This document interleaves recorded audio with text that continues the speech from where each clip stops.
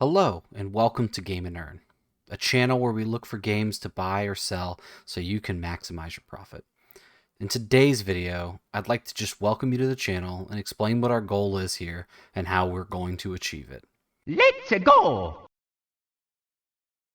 First, I'd like to introduce myself a little bit. My name is Justin, and I've been playing video games my entire life. By day, I'm a software engineer who's been writing code for the better part of a decade across various companies. When I'm not working, I like to build projects to create random scripts. At the end of 2019, I decided to merge my coding and my love for video game collecting and create a script that would allow me to track prices for games. Once I was able to get it all up and running, I realized that it was an extremely helpful tool for me and decided to find a way to get this information out there to other collectors and resellers like yourselves. The script which I created uses price charting data and it compiles it at the start of every morning for all major consoles. After it runs, I now have historical data so we can track where prices are going for any given title for any given console on any given day. Using this data, I can compare prices of games across any period of time I want and discover which games have increased or decreased in value.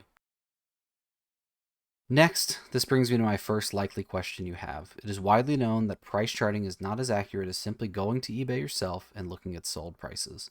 No tool is ever going to be perfect. People will need to take into account condition, wear, and more. However, that is exactly why I believe in this, because it is simply that, a tool. Using something like this enables us to quickly identify patterns which we can then leverage against.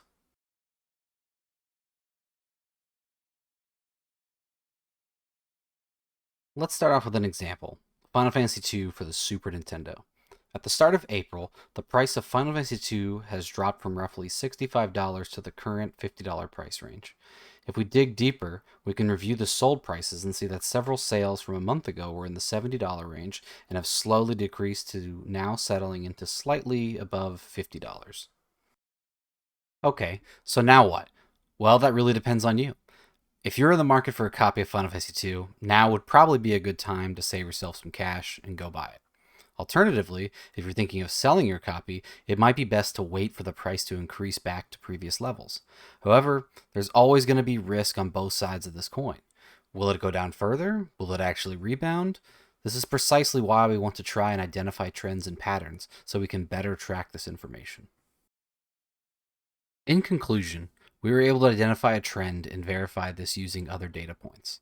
The data we create uses all conditions: loose, complete in box, and brand new sealed.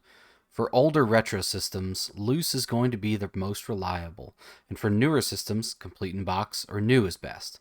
But really, why is that?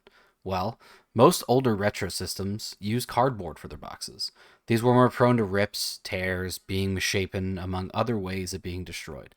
Additionally, each collector is different and has a differing level of quality they are willing to accept in their collection.